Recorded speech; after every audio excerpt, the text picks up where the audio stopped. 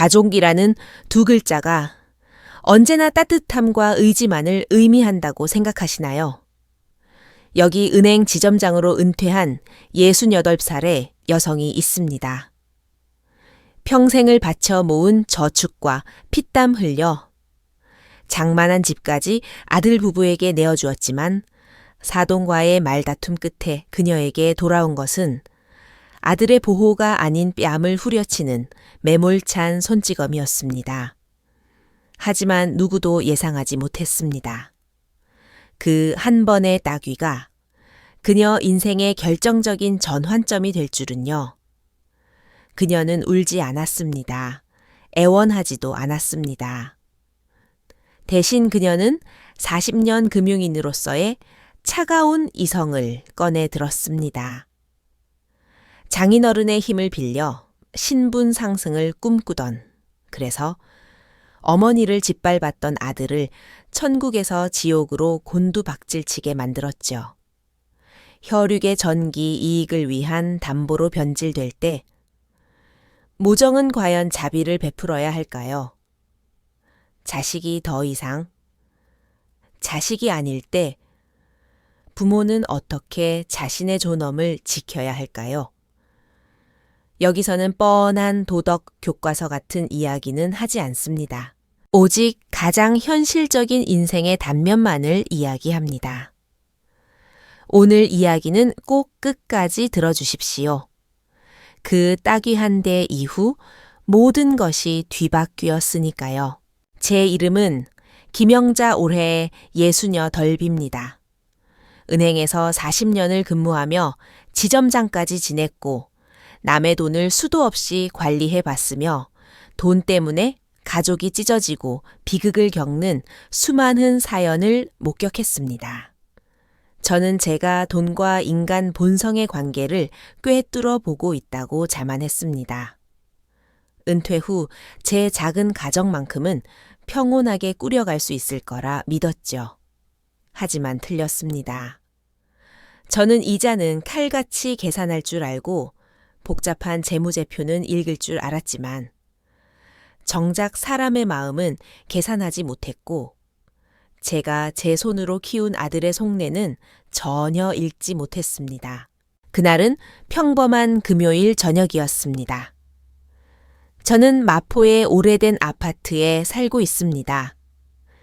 이 집은 제 젊은 날과 늙어가는 과정을 모두 지켜본 곳이자 먼저 떠난 남편 박동훈 씨와 함께 억척같이 일해 장만한 소중한 보금자리입니다. 아들 민석이가 며느리 지은이를 데리고 저녁을 먹으러 온다기에 저는 정성껏 상을 차렸습니다. 시장에서 가장 좋은 고기를 끊어다 만든 갈비찜, 직접 담근 파김치와 계란말이, 그리고 싱싱한 도미찜까지 올렸지요. 주방에는 그 애들이 가장 좋아하던 표고버섯 삼계탕이 보글보글 끓고 있었습니다. 음식이 막 식탁에 오르자 며느리 지은이는 스마트폰을 꺼내 상다리가 부러질 듯한 식탁 사진을 능숙하게 몇 장 찍더군요. 그리고는 진심인지 가식인지 모를 감탄사를 내뱉었습니다. 어머님, 정말 너무 고생하셨어요. 올 때마다 이렇게 진수성찬을 차려주시니? 말은 그렇게 하면서도 며느리는 수저를 들 생각을 하지 않았습니다. 저는 웃으며 고생은 무슨 너희가 잘 먹으면 그만이지 라고 했지만 며느리는 예의 바르지만 거리감이 느껴지는 미소를 지으며 말했습니다. 그게 아니고요. 그녀는 옆에서 허겁지겁 밥을 먹는 민석이를 힐끔 보더니 장난스러운 말투로 덧붙였습니다. 저 요즘 필라테스 하잖아요. 트레이너 선생님이 갈비찜 같은 건 너무 기름지고 젓갈 들어간 반찬은 나트륨이 많아서 몸에 안 좋다고 하다 해서요. 저희 평소에는 유기농 샐러드랑 수비드 닭가슴살만 먹거든요. 가슴이 철렁 내려앉았습니다. 국그릇을 들고 있던 제 손이 허공에서 멈췄죠. 그때 지은이의 핸드폰이 울렸습니다. 발신자를 확인한 며느리의 얼굴에는 금색 꿀이 뚝뚝 떨어질 듯한 달콤한 미소가 번졌습니다. 어머, 엄마? 목소리마저 톤이 바뀌더군요. 네, 지금 시댁에서 밥 먹고 있어요. 알겠어요. 주말에 넘어갈게요. 내 집에 셰프를 새로 불렀다고요? 정통 프랑스 요리를요. 와, 대박. 저 오리 콩피 진짜 좋아하는 거 아시잖아요. 전화를 끄는 며느리는 갑자기 생각났다는 듯 민석이를 향해 불평 섞인 투정을 부렸습니다. 여보, 엄마가 주말에 한남동 본가로 와서 밥 먹으래. 아휴, 내가 주말에는 시어머니 챙겨드려야 한다고 그렇게 말했는데도 입으로는 시어머니를 챙긴다고 말했지만 그 말투 속에 섞인 한남동 셰프, 프랑스 요리 같은 단어들 뒤에는 은근한 우월감이 깔려 있었습니다. 그 우월감은 아주 가느다란 바늘이 되어 부드럽게 하지만 명확하게 제 심장을 찔렀습니다. 제 아들 민석이는 그저 난처한 듯 밥그릇에 코를 박고 있다가 어색하게 분위기를 수습하려 했습니다. 됐어. 엄마 지은이가 아기가 있어서 그런 게 아니에요. 그냥 처가 쪽 습관이 그래요. 습관이라니. 저는 모든 서운함을 이미 맛이 변해버린 달고기, 국물과 함께 목구멍으로 삼켰습니다. 프랑스 요리를 논하는 젊은 부부와 생활 냄새 가득한 마포의 낡은 아파트.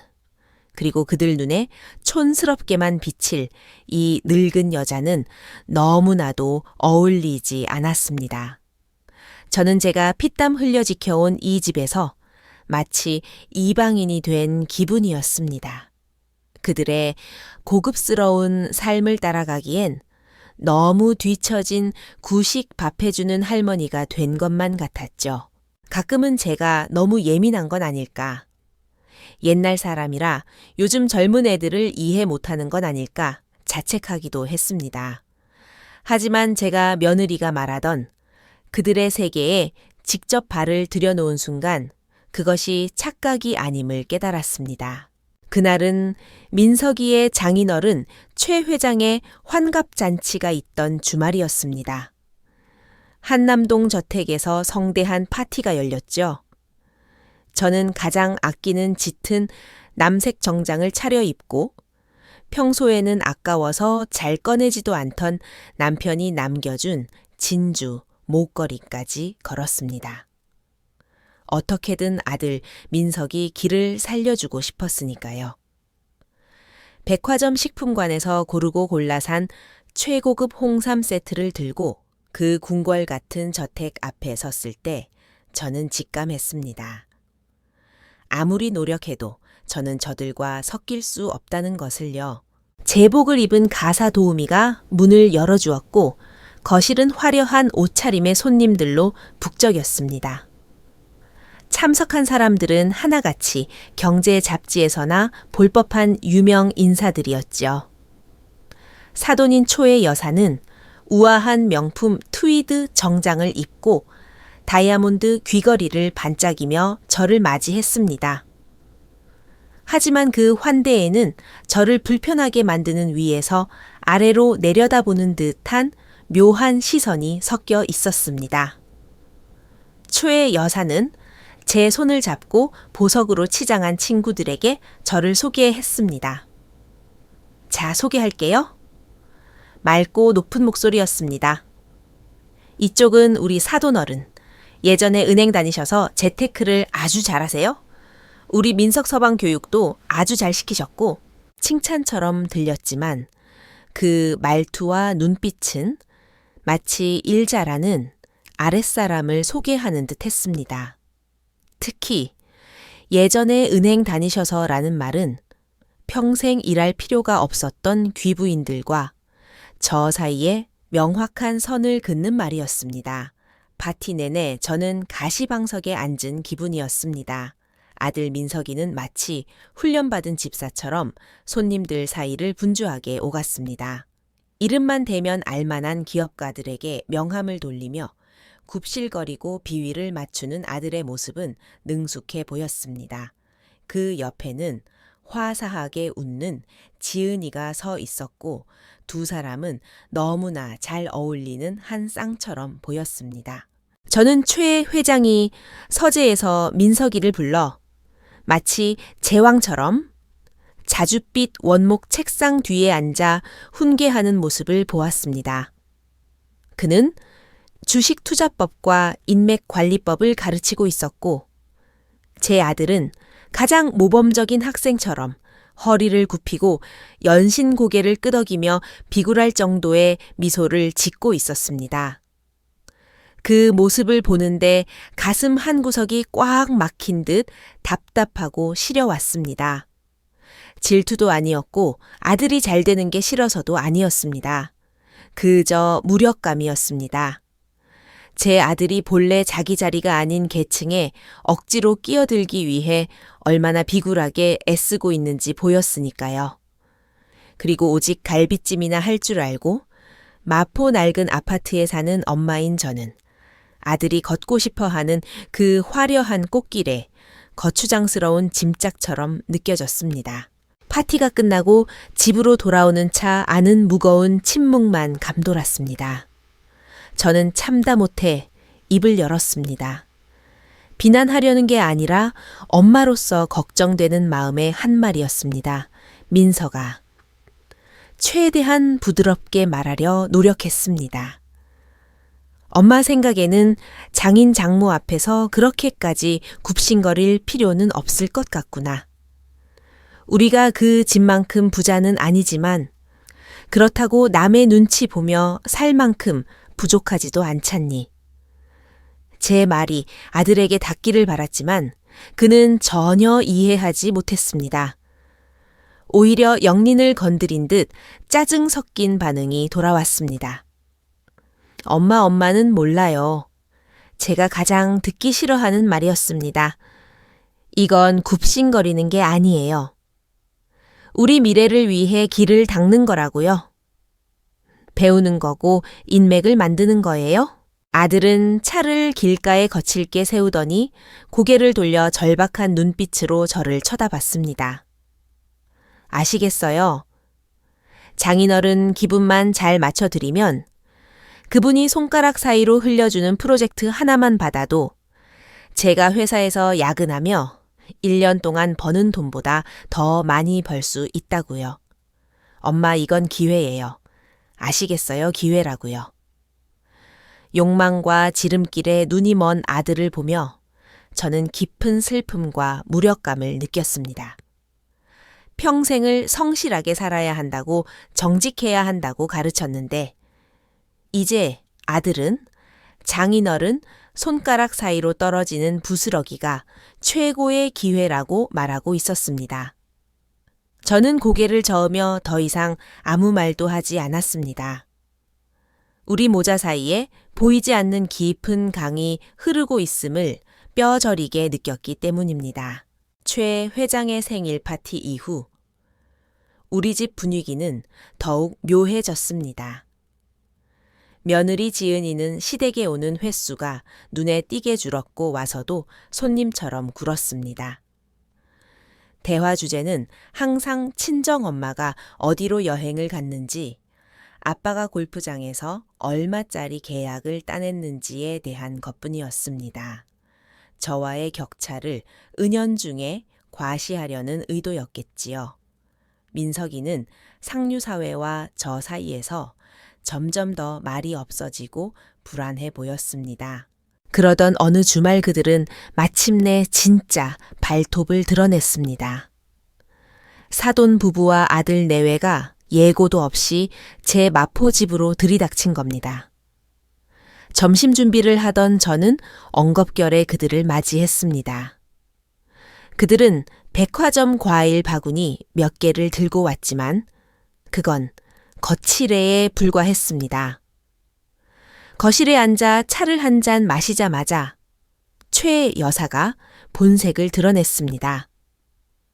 그녀는 깔끔하지만 세월의 흔적이 묻어나는 제 집을 훑어보더니 다 너를 위해서 라는 그 역겨운 말투로 입을 열었습니다. 사돈어른 혼자서 이 낡은 아파트 지키고 계시는 거 저희가 보기에 너무 안쓰러워서 그래요. 여기 재개발 얘기도 나오고 땅값은 좋다지만 골목도 좁고 엘리베이터도 낡아서 위험하잖아요. 연세도 있으신데 저는 잠자코 듣고만 있었습니다. 서론이 길다는 건 본론이 고약하다는 뜻이니까요. 그래서 말인데 최 여사가 마침내 진짜 목적을 말했습니다. 저희가 민석이랑 지은이랑 다 상의를 해봤는데요. 이참에 이 집을 처분하시는 게 어떨까 싶어요. 심장이 쿵 하고 내려앉았습니다. 제 굳어버린 표정은 아랑곳하지 않고 그녀는 신이 나서 말을 이었습니다. 마포 집값이 요즘 꽤 올랐잖아요. 이거 팔면 못해도 20억, 30억은 받을 텐데 그 돈으로 민석이네 강남집 좀 넓혀주자고요. 우리 집 근처로 오면 애들도 편하고 우리도 손주 봐주기 좋고요. 그리고 사돈어른은 그녀는 마치 큰 선심이라도 쓰는 듯 말했습니다. 저희 집으로 들어와서 같이 사시죠? 저희 집 방도 많은데 비워두면 뭐 합니까? 식구 하나 늘어나는 거 일도 아니고요. 너무나 황당하고 악독한 제안이었습니다. 남편과 제가 10원 한 장 아껴가며 평생을 바쳐 마련한 집 벽돌 하나하나에 우리 부부의 피땀과 추억이 서린 이 집을 고작 너를 위해서라는 말 한마디로 빼앗으려 하다니요. 여기는 제 마지막 자존심이자 보루였습니다. 저는 탐욕스러운 미소를 짓고 있는 그들의 얼굴을 보며 마치 집에 쳐들어온 강도를 보는 듯한 기분을 느꼈습니다. 저는 처음으로 단호하고 차갑게 거절했습니다. 안 됩니다. 분노로 목소리가 떨렸습니다. 이 집은 저와 제 남편의 뿌리입니다. 그 누구도 이 집을 건드릴 생각 마세요. 예상치 못한 강경한 태도에 최 여사의 얼굴이 일그러졌습니다. 목소리는 금세 날카로워졌죠. 아니, 무슨 말을 그렇게 하세요? 우리가 다 사돈 아들 잘 되라고 하는 소린데 그 낡은 집구석 끌어안고 있어 봤자 무슨 소용이 있어요. 민석이 사업에 도움이 됩니까? 상류사회 진입에 도움이 됩니까? 사돈어른 정말 이기적이시네요. 아들 잘 되는 꼴을 못 보시겠어요. 이기적이라고요. 기가 막혀 웃음이 나왔습니다. 대체 누가 이기적인 겁니까? 그렇게 대단한 최 회장님 댁에서 돈 내서 딸이랑 사위 집 사주면 될 일이지. 왜 늙은 과부의 유일한 안식처를 노립니까? 거실에서 고성이 오가며 격렬한 말다툼이 벌어졌습니다. 아들 민석이와 며느리 지은이는 꿀먹은 번거리처럼 서 있기만 했습니다. 민석이의 얼굴은 흙빛이 되어갔습니다. 자신의 앞날을 쥐고 있는 장모에게 대드는 어머니가 원망스러웠겠죠. 제가 참다 못해 초의 여사에게 당장 내 집에서 나가라고 소리쳤을 때 결국 민석이가 폭발했습니다. 아들은 저와 장모 사이를 가로막으며 맹수처럼 달려들었습니다. 그리고는 자신을 낳고 길러준 어미를 향해 온 힘을 다해 고함쳤습니다. 엄마 그만 좀 하라고요. 그 고함과 함께 휙 하는 바람소리가 들리더니 짝 하는 날카로운 파열음이 제 왼쪽 뺨에서 터졌습니다. 너무나 강한 충격에 저는 비틀거리며 뒤로 물러나 벽에 부딪혔습니다. 눈앞이 번쩍하고 귀에서 윙하는 소리가 들렸습니다. 세상이 순간 정지한 것 같았습니다. 화끈거리며 부어오르는 뺨을 감싸쥐고 믿을 수 없는 눈으로 아들을 쳐다봤습니다. 거실에는 죽음 같은 정적이 흘렀습니다. 사돈 부부와 며느리의 얼굴에도 놀란 기색이 스쳤지만 그 깊은 곳에는 숨길 수 없는 묘한 승리감과 비웃음이 서려 있었습니다. 그 따귀 한 대가 제 눈물을 쏙 들어가게 만들었습니다. 대신 저를 완벽하게 깨우더군요. 일그러진 얼굴로 씩씩거리는 아들을 보며 제 마음속에 남아있던 일말의 맹목적인 모성애가 그 순간 완전히 죽어버렸습니다. 저는 울지도 소리치지도 않았습니다. 그저 낯선 타인을 보는 듯한 차가운 눈빛으로 그들을 하나하나 쏘아보았습니다. 그리고 제 인생에서 그들에게 건네는 마지막 온기 없는 말을 내뱉었습니다. 당장 내 집에서 나가. 크지 않은 목소리였지만 거역할 수 없는 결기가 서려 있었습니다.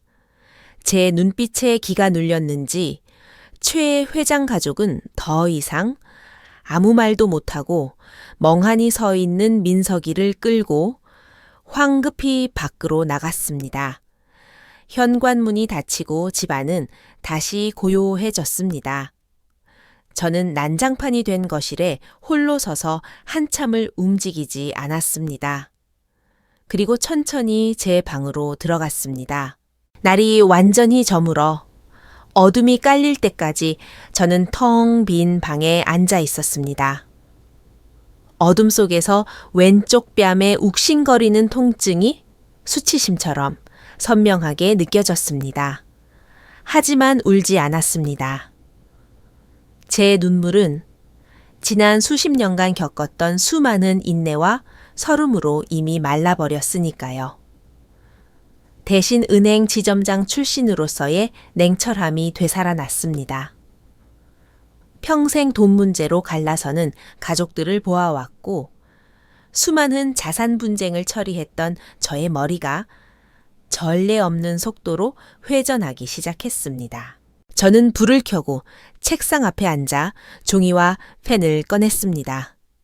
그리고 제가 가진 자산과 무기를 정리했습니다. 첫째 마포에 있는 이 아파트. 대출금 하나 없이 온전히 제 명의로 된 저의 뿌리이자 가장 튼튼한 요새입니다. 둘째 넉넉한 퇴직금과 수십 년간 불려온 저축. 이것은 제 노후의 버팀목이자 전쟁을 치를 탄약입니다. 셋째, 그리고 가장 치명적인 무기는 40년 동안 돈과 인간의 욕망을 다루며 단련된 저의 차가운 머리였습니다. 밤새 고민했습니다. 집을 팔고 떠나는 게 가장 쉬운 방법일지도 모릅니다. 하지만 그건 도망치는 것입니다. 저는 도망치지 않기로 했습니다. 탐욕과 폐륜에 대한 가장 직접적이고 처참한 대가를 치르게 해주기로 결심했습니다. 새벽녘 저는 현직 시절 가장 신뢰했던 동료이자 지금은 업계 최고의 가사 전문 변호사가 된 강 변호사에게 전화를 걸었습니다. 강 변호사님, 제 목소리는 스스로 놀랄 만큼 차분했습니다. 도움이 필요해요? 아들을 상대로 소송을 걸 겁니다. 강 변호사의 사무실에서 저는 모든 자초지종을 털어놓았습니다. 강 변호사는 분노로 얼굴이 붉어졌지만 곧 프로다운 냉정함을 되찾았습니다. 김 지점장님, 걱정 마세요. 이 싸움은 우리가 무조건 이깁니다. 그리고 더 현명하고 아주 뼈 아픈 방법이 있습니다.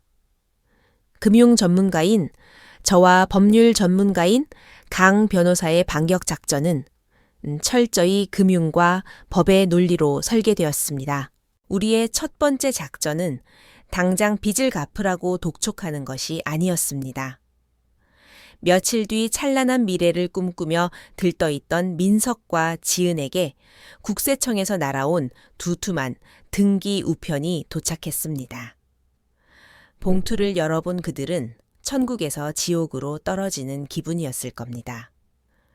바로 증여세 과세 예고 통지서였습니다. 통지서에는 그들이 지난 몇 년간 제가 소유한 서초동의 또 다른 아파트에 무상으로 거주한 사실이 법률상 실질적 증여에 해당한다는 내용이 적혀 있었습니다. 주변 시세를 고려한 임대료를 증여받은 것으로 간주하여 그동안 내지 않은 증여세와 신고 불성실 가산세까지 합쳐 8천만 원이 넘는 세금이 부과된 것입니다. 그들이 세금 폭탄에 정신을 못 차리고 있을 때 두 번째 펀치가 날아갔습니다. 강 변호사 사무실 명의로 된 내용 증명이었습니다. 발신인은 저 김영자, 수신인은 아들 박민석. 내용은 5년 전 민석이가 사업을 하다 말아먹었을 때 제가 연대 보증을 서고 대신 갚아주었던 사업 자금 1억 5천만 원을 반환하라는 청구였습니다. 당시 저는 은행원으로서의 본능으로 노후 자금을 깨서 아들의 빚을 갚아주면서 만약의 사태를 대비해 차용증을 쓰게 했었습니다. 상환 기한과 이자율까지 명시된 법적 효력이 완벽한 차용증과 당시의 이체 내역이 첨부되어 있었죠. 그 차용증은 제가 자식에게 돈을 빌려주며 남겨둔 마지막 안전장치였는데 정말로 쓰게 될 줄은 몰랐습니다. 갑작스럽게 닥친 총 2억 3천만 원이 넘는 빚은 제 지원 없이는 겉만 번지르르 했던 아들, 부부의 삶을 순식간에 짓눌렀습니다. 제가 기다린 건 아들의 사과나 항의가 아니었습니다. 며칠 뒤 사돈인 초의 여사에게서 전화가 걸려왔습니다. 예전에 가식적인 친절함은 사라지고 차갑고 명령조인 목소리만 남았습니다. 김영자 씨, 그녀는 대뜸 제 이름을 불렀습니다. 당신 모자간의 돈 문제, 그건 당신들끼리 알아서 해요. 우리 지은이 끌어들이지 말고요. 지은이는 내가 벌써 친정으로 데려왔어요. 우리 집 귀한 딸이랑 뱃속의 손주가? 그깟 빚더미에 앉은 놈이랑 고생하게 둘 순 없으니까. 언제든 당신 아들이 그 빚 다 청산하면 그때 지은이 데려가는 문제를 다시 얘기합시다. 뚝. 전화는 매정하게 끊겼습니다. 저는 수화기를 든 채 멍하니 있다가 실소를 터뜨렸습니다. 보십시오. 이게 그들이 말하던 상류사회의 의리입니다. 배가 침몰하려 하자 쥐새끼처럼 가장 먼저 도망치는 꼴이라니요. 이틀 뒤 장대비가 쏟아지는 오후였습니다. 초인종이 울렸습니다. 인터폰 화면 속에는 아들 민석이가 서 있었습니다. 비에 흠뻑 젖어 마치 버려진 강아지처럼 처량한 꼴이었습니다. 저는 한참을 망설이다 문을 열어주었습니다. 들어오자마자 이 다 낡은 남자는 제 앞에 무릎을 꿇었습니다. 아무 말 없이 제 다리를 붙잡고 엉엉 울기 시작했습니다. 그를 무너뜨린 건 수억 원의 빚 때문만은 아니었을 겁니다. 자신을 가족으로 받아줄 거라 믿었던, 그래서 어머니까지 배신하며 쫓았던 처가로부터 헌신짝처럼 버려진 그 모멸감과 배신감이 더 컸겠지요. 민석이는 울면서 모든 것을 털어놓았습니다. 지은이가 친정으로 돌아간 뒤 척에 찾아가 애원했지만 문전박대당했다고 했습니다. 그리고 우연히 지은이와 장모의 통화 내용을 듣게 되었는데 척에서는 이미 지은이를 위한 가족 신탁을 만들어 재산을 빼돌려 두었고 사위인 자신은 처음부터 끝까지 이용해 먹기 좋은 외부인에 불과했다는 사실을 알게 되었다고 했습니다. 엄마. 민석이가 눈물, 콧물 범벅이 된 얼굴을 들었습니다. 눈에는 깊은 후회와 자조가 가득했습니다. 제가 틀렸어요. 정말 잘못했어요. 저는 제가 노력하고 고개 숙이면 저를 가족으로 받아줄 줄 알았어요. 그런데 그 사람들 눈에 저는 처음부터 끝까지 부려먹기 좋은 머슴이었어요. 저를 사람 취급도 안 하는 그 사람들 비위 맞추겠다고 세상에서 저를 진심으로 아껴주는 유일한 사람에게 제가 아들은 말을 잇지 못하고 자신의 뺨을 거세게 때리기 시작했습니다. 그 모습을 보는데도 제 마음의 호수는 얼어붙은 듯 잔물결 하나 잃지 않았습니다. 저는 아들을 일으켜 세우지 않았습니다. 그저 차갑게 내려다보며 아주 낮고 날카로운 목소리로 물었습니다. 박민석, 아들의 이름을 불렀습니다. 이제 와서 잘못을 알겠니 후회가 돼. 그럼 대답해봐. 제 목소리는 비수처럼 날아가 꽂혔습니다. 네가 68 먹은 내 어미 뺨을 후려갈길 때 오늘 같은 날이 올 거라고 생각이나 해봤니? 내 입에서 나오는 그 죄송합니다라는 말이. 제 질문은 천둥처럼 아들의 귓가에 울렸습니다. 아들의 울음소리가 뚝 그쳤습니다. 그는 충격받은 얼굴로 저를 올려다보며 입술만 달싹였습니다. 저는 숨 쉴 틈도 주지 않고 몰아붙였습니다.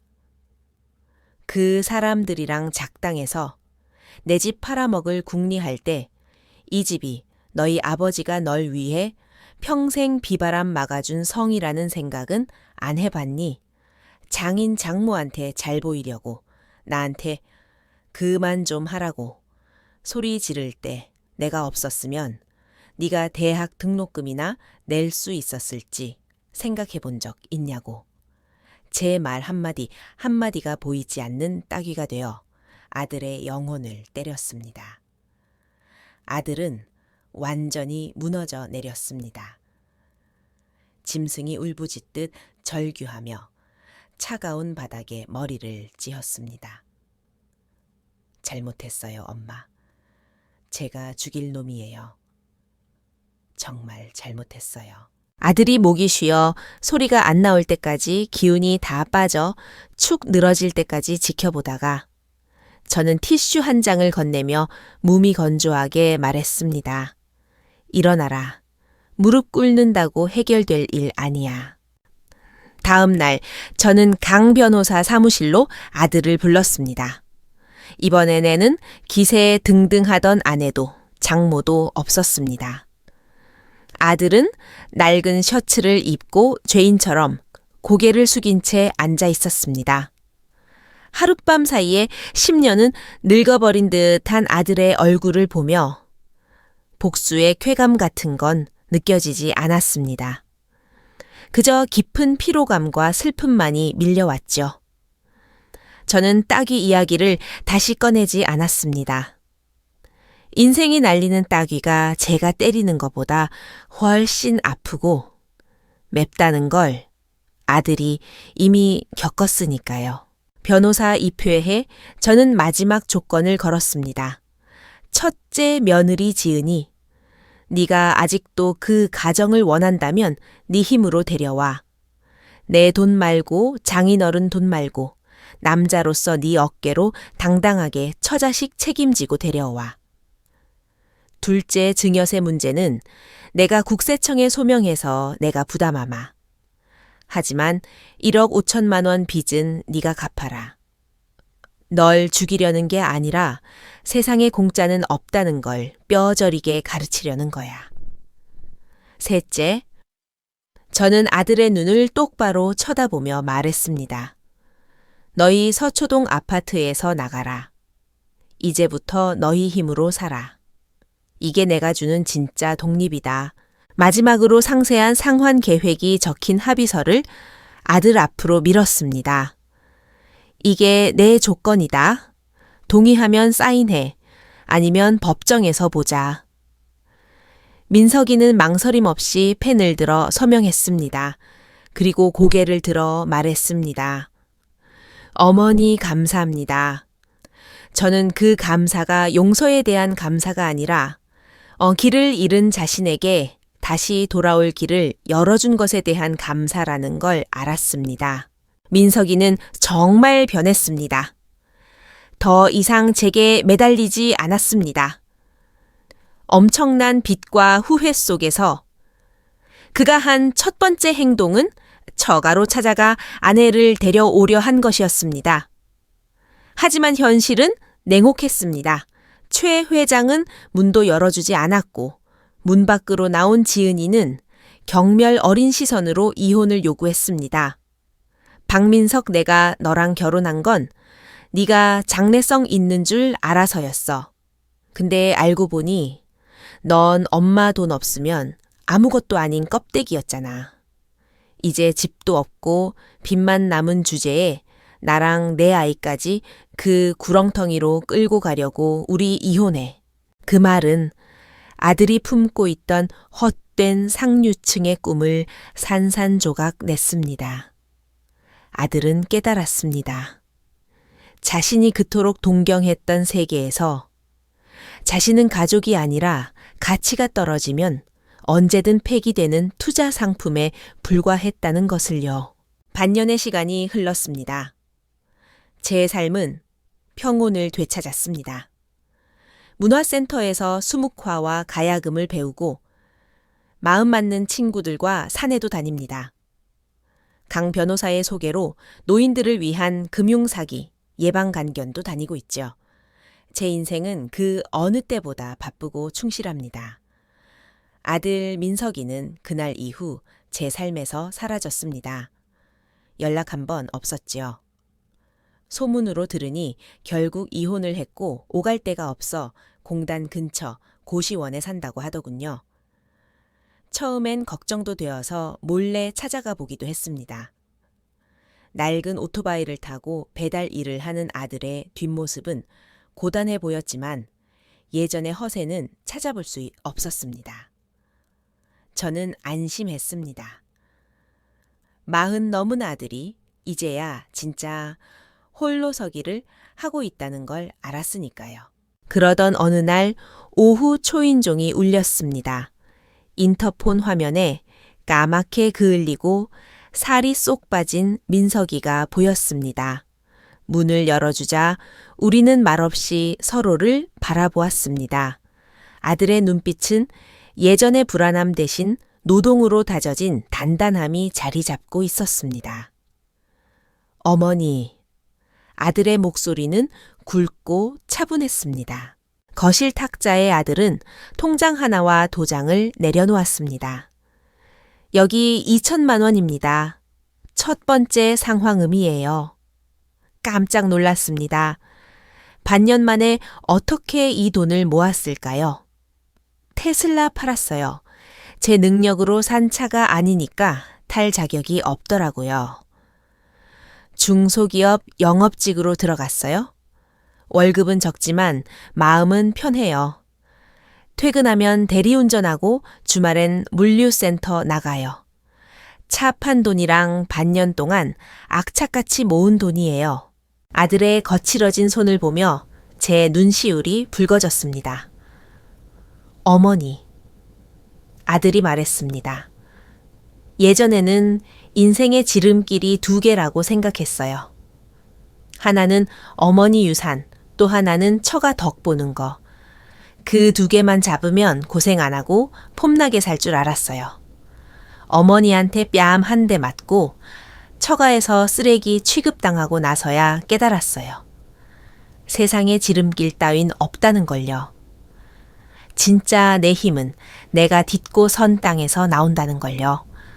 아들은 자리에서 일어나 깊이 허리를 숙였습니다. 감사합니다. 제가 빌 때 마음 약해지지 않으셔서 저를 그 긴 꿈에서 깨게 해주셔서 감사합니다. 남은 빚도 5년이 걸리든 10년이 걸리든 반드시 갚겠습니다. 떳떳한 아들이 되고 싶어서요. 저는 주방으로 가서 찬장에 넣어두었던 아들이 어릴 때 쓰던 밥그릇을 꺼냈습니다.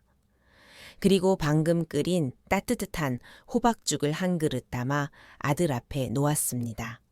먹어라. 살이 너무 빠졌구나. 아들은 죽을 보더니 참았던 눈물을 뚝뚝 흘렸습니다. 하지만 이번엔 소리내어 울지 않고 묵묵히 숟가락을 들어 죽을 비웠습니다. 그 죽 한 그릇이 우리 사이의 벽을 녹였습니다. 아들이 돌아간 후 저는 미리 작성해 두었던 공증 유언장을 꺼내 파쇄기에 넣었습니다. 아들의 운명을 결정짓던 종이, 조각들이 갈려나가는 걸 보며 저는 미소 지었습니다. 더 이상 이런 종이 쪼가리로 아들을 가르칠 필요가 없다는 믿음이 생겼으니까요. 제가 겪은 이 가정의 폭풍우가 여러분에게 어떤 의미로 다가갔을지 궁금합니다. 누군가는 제가 너무 냉정했다고 할지도 모릅니다. 하지만 자식을 사랑한다면 때로는 둥지 밖으로 밀어내 떨어뜨려야 할 때도 있습니다. 날개가 꺾이는 아픔을 겪어봐야 진짜 나는 법을 배우니까요. 효도는 입으로 하는 것이 아니며 부모는 자식의 물주가 아닙니다. 늦깎이로 배운 인생의 교훈을 여러분과 나누고 싶었습니다. 저는 68살 김영자입니다. 아들의 손찌검 한 번이 제 노년의 존엄과 평화를 되찾아 주었습니다. 여러분의 생각은 어떠신가요? 댓글로 여러분의 이야기를 들려주십시오. 감사합니다.